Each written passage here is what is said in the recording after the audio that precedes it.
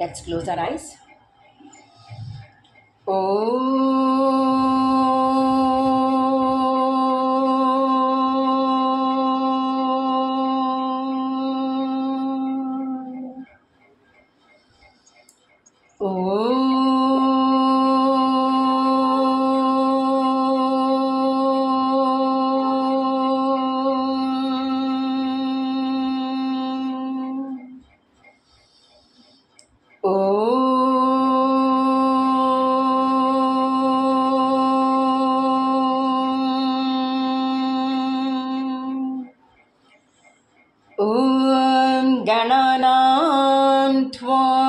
गणपतिगुं हवामहे कविं कवीनानुपमश्रवस्तमं ज्येष्ठराजं ब्रह्मणस्पत आन शृण्वन्नोतिभिः सीदसादनम् ॐ श्री महागणपतये नमः।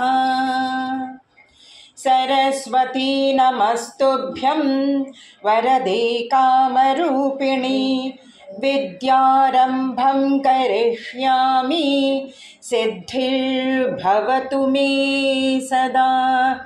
ॐ श्री महासरस्वत्यै नमः। गुरुर्ब्रह्मा गुरुर्विष्णुः गुरुर्देवो महेश्वरः गुरुरेव परं ब्रह्मा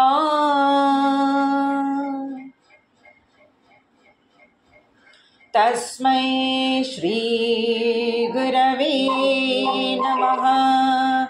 ॐ सहना भवतु सहनौ भुनक्तु सह वीर्यं कर्वावहै तेजस्विनावधीतमस्तु मा विद्विषावहै। ॐ शान्ति शान्ति शान्तिः। हरि ओं श्री गुरुभ्यो नमः। हरि ओं। A hearty welcome, and today's Mohini Ekadashi. Today, 19th May 2024, we are offering our Samarpanam of Chapter 2 and Chapter 2 by Reshma Shinde and which chapter, Kirti ji? 2, Chapter 12, sorry. Chapter 12 by Kirti ji. So let's begin our Samarpanam with Chapter 2. Yes, start. Om Shri Paramatmane Namaha. अथ द्वितीयोऽध्यायः सांख्ययोगः। सञ्जय उवाच तं तथा कृपयाविष्टम् अश्रुपूर्णाकुलेक्षणम् विषिदन्तमिदं वाक्यम् उवाच मधुसूदनः। श्रीभगवानुवाच कस्माकश्मलमिदं विषमे समुपस्थितम् अनार्यजुष्टमस्वर्ग्यम् अकीर्तिं करमर्जुन। क्लैब्यं मास्मगमः पार्थ न तत्त्वत्युपपद्यते। शूद्रं हृदय दौर्बल्यं त्यक्तोत्तिष्ठ परन्तप। अर्जुन उवाच कथं भीष्ममहं सङ्ख्ये द्रोणं च मधुसूदन इषुभिः प्रतियोत्स्यामि पूजार्हावरिसूदन। गुरुन् हत्वा हि महानुभावान् श्रेयोन् भोक्तुं वैषमपीह लोके। हत्वार्थकामास्तु गुरुनिहैव भुञ्जेय भोगान् रुधिरप्रदिग्धान् न चैतद्वित्मत्कतरन्नो गरीयः। यद्वा जयेम यदि बाणो जयेयुः यानेव हत्वा न जीविषामः। तेव स्थिताः प्रमुखे धार्तराष्ट्राः कार्पण्यदोषोपहत स्वभावः। पृच्छामि त्वां धर्मसम्मूढचेताः यश्रेयस्यान्निश्चितं ब्रूहि तन्मे। शिष्यस्तेऽहं शाधिमां त्वां प्रपन्नं न हि प्रपश्यामि ममापमुद्यात् यच्छोकमुच्छोषणमेन्द्रियाणाम् प्राप्य भूमावसपन्नं वृद्धं राज्यं सुराणामपि चाधिपत्यं सञ्जय उवाच एवमुक्त्वा ऋषिकेशं गुडाकेशः परन्तप न योत्स्य इति गोविन्दम् उक्त्वा तूष्णीं बभूवः तमुवाच ऋषिकेशः प्रहसन्निव भारत सेनयोरुभयोर्मध्ये विषीदन्तमिदं वचः श्रीभगवानुवाच अशोचान् अन्वशोचस्त्वं प्रज्ञावादांश भाषसे गतासून गतासूञ्च नानुशोचन्ति पंडिताः न त्वेवाहं जातु नासं न त्वं नेमे जनाधिपाः न चैव न भविष्यामः सर्वे वयमतः परं देहिनोऽस्मिन् यथा देहे कौमारं यौवनं जरा तथा देहान्तरप्राप्तिः धीरस्तत्र न मुह्यति मात्रा स्पर्शास्तु कौन्तेय शीतोष्णसुखदुःखदाः आगमापायिनो नित्याः तांसि तिक्षस्व भारत यं हि न व्यथयन्त्येते पुरुषं पुरुषर्षभ समदुःखसुखं धीरं सोमृतत्वाय कल्पते नासतो विद्यते भावः नाभावो विद्यते सतः उभयोरपि दृष्टोऽन्तः त्वनयोस्तत्त्वदर्शिभिः अविनाशि तु तद्विद्धि येन सर्वमिदं ततं विनाशमव्ययस्यास्य न कश्चित् कर्तुमर्हति अन्तवन्त इमे देहाः नित्यस्योक्ता शरीरिणः अनाशिनो प्रमेयस्य तस्माद्युध्यस्व भारत य एनं वेत्ति हन्तारं यश्चैनं मन्यते हतम् उभौ तौ न विजानीतः नायं हन्ति न हन्यते न जायते म्रियते वा कदाचित् नायं भूत्वा भविता वा न भूयः अजो नित्यः शाश्वतोऽयं पुराणः न हन्यते हन्यमाने शरीरे वेदा विनाशिनं नित्यं य एनमजमव्ययं कथं स पुरुषः पार्थ कं घातयति हन्तिकं वासांसि जीर्णानि यथा विहाय नवानि गृह्णाति नरोपराणि तथा शरीराणि विहाय जीर्णानि अन्यानि संयाति नवानि देहि नैनं छिन्दन्ति शस्त्राणि नैनं दहति पावकः न चैनं क्लेद्ययन्त्यापः न शोषयति मारुतः अच्छेद्योऽयमदाह्योऽयम् अक्लेद्यो शोष एव च नित्यः सर्वगतस्थानः अचलोऽयं सनातनः अव्यक्तोऽयमचिन्त्योऽयम् अविकार्योऽयमुच्यते तस्माद्देवं विधित्वैनं नानुशोचितुमर्हसि अथ चैनं नित्यजातं नित्यं मामन्यसे मृतं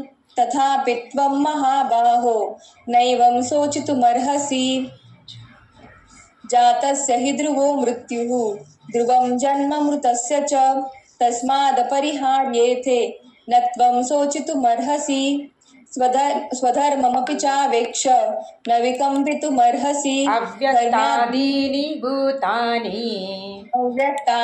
भूतानि व्यक्तमध्यानि भारत अव्यक्तनिधनान्येव तत्र का परिदेवना आश्चर्यवत् पश्यति कश्चिदेनम् आश्चर्यवत् वदति तथैव चान्यः आश्चर्यवश्चैनमन्यः शृणोति श्रुत्वापेनं वेद न चैव कश्चित् देहि नित्यमवद्योऽहं देहे सर्वत्र भारत तस्मात् सर्वाणि भूतानि न त्वं शोचितुमर्हसि स्वधर्ममपि चावेक्ष न विकम्पितुमर्हसि धर्म्यादियुद्धात् श्रेयोऽन्यत् भक्ति यस्य न विद्यते यदृश्यया चोपपन्नं स्वर्गद्वारमपावृतं सुखिनः क्षत्रियाः पार्थ लभन्ते युद्धमीदृशम् अथ चेत्त्वमिमं धर्म्यं संग्रामं न करिष्यसि ततः स्वधर्मं कीर्तिं च हित्वा पापमवाप्स्यसि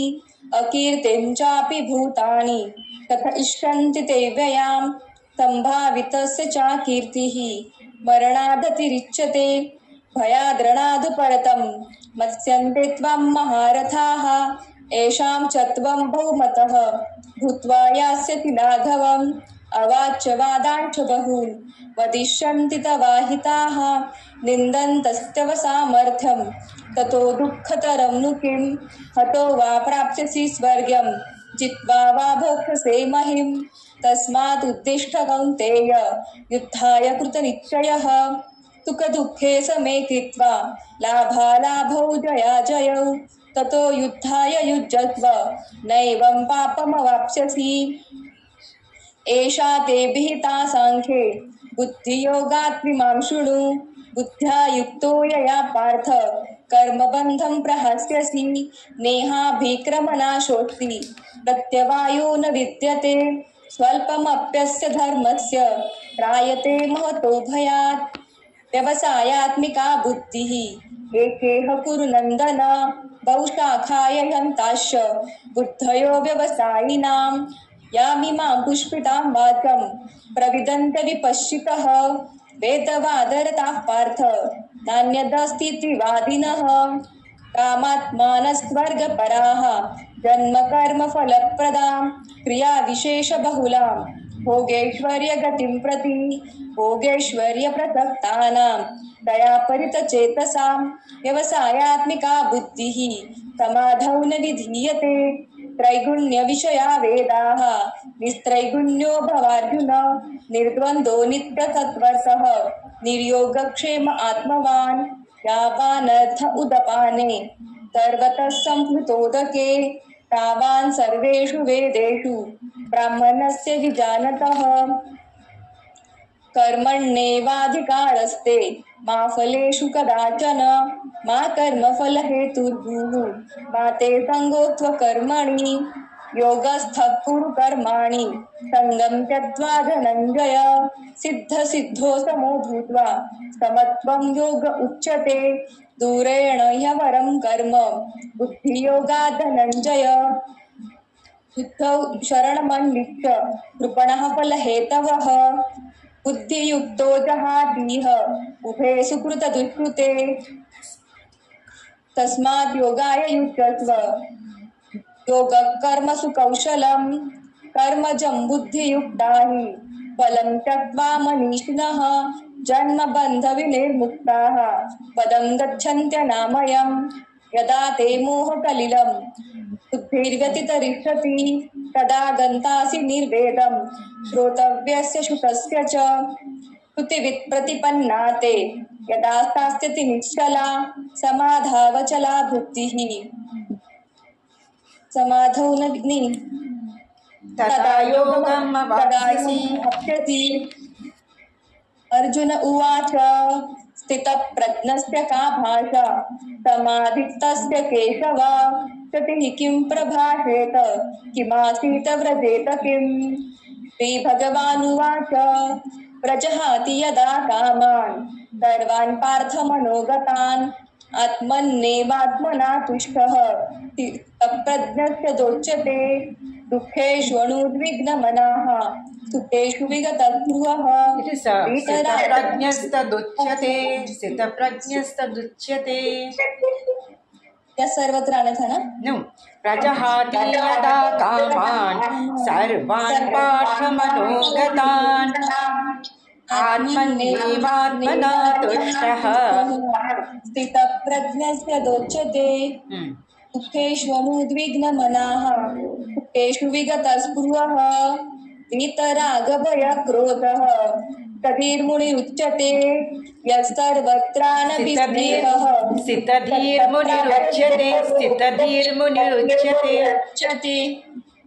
तधीर्मुनिरुच्यते यत्सर्वत्रानभिस्नेहः तत्तप्राप्य शुभाशुभं नाभिनन्दति न द्वेष्टि तस्य प्रज्ञा प्रतिष्ठिता विषया यदा संहरते कायं कूर्मोऽङ्गानीव सर्वशः इन्द्रियाणीन्द्रियार्थेभ्यः तस्य प्रज्ञा प्रतिष्ठिता विषया विनिवर्तन्ते निराहारस्य देहिनः रसवर्जं रसोऽप्यस्य परं दृष्ट्वा निवर्तते यततो ह्यपि कौन्तेय पुरुषस्य विपच्युतः इंद्रियाणि प्रमाथीनि हरन्ति प्रसभं मनः तानि सर्वाणि संयम्य युक्त आसीत मत्परः वशे हि यत्सेन्द्रियाणि तस्य प्रज्ञा प्रतिष्ठिताम् ध्यायतो विषयान् पुंसः सङ्गस्तेषुपजायते सङ्गात् सञ्जायते कामः कामात् क्रोधोऽभिजायते क्रोधात् भवति सम्मोहः सम्मोहात् स्मृतिविभ्रमः स्मृतिभ्रंशात् बुद्धिनाशः बुद्धिनाशात् प्रणश्यति रागद्वेषवियुक्तैस्तु विषयानिन्द्रियैश्चरन् आत्मवर्षे विधेयात्मा प्रसादमधिगच्छति प्रसादे सर्वदुःखानां हानिरस्योपजायते प्रसन्नचेतसो यासु बुद्धिः पर्यवतिष्ठति नास्ति बुद्धिरयुक्तस्य न चायुक्तस्य भावना न चाभावयतः शान्तिः अशान्तस्य दुःखस्तुकम् इन्द्रियाणां हि चरतां यन्मनोनुविधीयते तदस्य हरति प्रज्ञां वायुर्नामम् इमम्भसि तस्मादस्य महाबाहो निगृहीतानि सर्वशः इन्द्रियाणीन्द्रियार्थेभ्यः तस्य प्रज्ञा प्रतिष्ठिता या निशा सर्वभूतानां तस्यां जागर्ति संयमी यस्यां जागृति भूतानि सा निशा पश्यतो मुनेः आपूर्यमानम् अचलप्रतिष्ठं समुद्रमापः प्रविशन्ति यद्वत् तद्वत् कामायं प्रविशन्ति सर्वे स शान्तिमाप्नोति न कामकामी विहाय कामान्यः सर्वान् पुमांश्चरति निःस्पृहः निर्ममो निरहङ्कारः स शान्तिमधिगच्छति एषा ब्राह्मीसितिः पार्थ नैनां प्राप्य विमुह्यति स्थित्वा मन्तकालेऽपि ब्रह्मनिर्वाणमृच्छति ॐ तत्सदिति श्रीमद्भगवद्गीतासु उपनिषत्सु ब्रह्मविद्यायां योगशास्त्रे श्रीकृष्णार्जुनसंवादे साङ्ख्ययोगो नाम द्वितीयोऽध्यायः. Very nice, Reshma. Okay, now Kirtiji, please begin 12th chapter. ओम श्री परमात्मने नमः. श्रीमद्भगवद्गीता अथ द्वादशोऽध्यायः. अर्जुन उवाच एवं सततयुक्ता ये भक्तास्त्वां पर्युपासते ये चाप्यक्षरमव्यक्तं तेषां के योगवित्तमाः. श्रीभगवानुवाच मया वेशमनो ये मां प्रत्ययुक्ता उपासते श्रद्धया परयोपेतास्ते मे युक्ततमा मताः. ये त्वक्षरमनिर्देशम् अव्यक्तं पर्युपासते सर्वत्र गमचिन्त्यं च कूटस्थम् अचलं ध्रुवं सन्नियम्येन्द्रियग्रामं सर्वत्र समवृत्तयः ते प्राप्नुवन्ति मामेव सर्वभूतहिते रताः. क्लेशोऽधिकतरस्तेषाम् अव्यक्तासक्तचेतसाम् अव्यक्ता हि गतिर्दुःखं देहवद्भिर्वाप्यते. ये तु सर्वाणि कर्माणि मयि सन्न्यस्य मत्पराः अनन्यनैव योगेन मां ध्यायन्त उपासते तेषामहं समुद्धर्ता मृत्युसंसारसागरात्. भवामि न चिरात् पार्थ मय्यावेशितचेतसाम् मय्येव मन आदत्स्व मयि बुद्धिं निवेशय निवसिष्यसि मय्येव अत ऊर्ध्व न संशय. अथ चित्तं समाधातुं न शक्नोषि मयि स्थिरम् अभ्यासयोगेन ततो मामिच्छाप्तुं न नैञ्जय. अभ्यासेऽप्यसमर्थोऽसि मत्कर्म परमो भव मदर्थमपि कर्माणि कुर्वन् सिद्धिमवाप्स्यसि. अद्वेष्टा सर्वभूतानां मैत्रः अतैतदप्यशक्तोऽसि अथैतदप्यशक्तोऽसि कर्तुं मद्योगमाश्रितः. सर्वकर्मफलत्यागं ततः कुरु यतात्मवान्. श्रेयो हि ज्ञानमभ्यासात् ज्ञानात् ध्यानं विशिष्यते. ध्यानात् कर्मफलत्यागस्त्यागच्छान्तिरनन्तरम् अद्वेष्टा सर्वभूतानां मैत्रः करुण एव च निर्ममो निरहङ्कारः दुःखसुखशमी सन्तुष्टः सततं योगी यतात्मा दृढनिश्चयः मय्यर्पितमनो बुद्धिर् यो मद्भक्तः स मे प्रियः यस्मान्नो विचते लोको लोकान्नो विचते च यः हर्षामर्षभयोद्वेगैर्मुक्तो यः स च मे प्रियः अनपेक्षः शुचिर्दक्ष उदासीनो गतव्यथः सर्वारम्भपरित्यागी यो मद्भक्तः स मे प्रियः यो न रुष्यति न द्वेष्टि न शोचति न काङ्क्षति शुभाशुभपरित्यागी भक्तिमान्यः स मे प्रियः समशत्रौ च मित्रे च तथा मानापमानयोः शीतोष्णसुखदुःखेषु समसङ्गविवर्जितः तुल्यनिन्दास्तुतिर्मौनी सन्तुष्टो येन केनचित् अनिकेतस्थिर्मतिर्भक्तिमान् मे प्रियो नरः ये तु धर्म्यामृतविधैः यथोक्तं तदुपासते श्रद्धधाना मत्परमा भक्तास्तेतीव मे प्रियाः ॐ तत्सदिति श्रीमद्भगवद्गीतासु उपनिषत्सु ब्रह्मविद्यायां योगशास्त्रे भक्तियोगो नाम द्वादशोऽध्यायः। ॐ श्रीकृष्णार्पणमस्तु। ॐ पूर्णमदः पूर्णमिदं पूर्णात् पूर्णमुदच्यते पूर्णस्य पूर्णमादाय पूर्णमेवावशिष्यते। ॐ शान्तिः शान्तिः शान्तिः। हरि ओम श्रीगुरुभ्यो नमः। हरि ओम तत्सत्।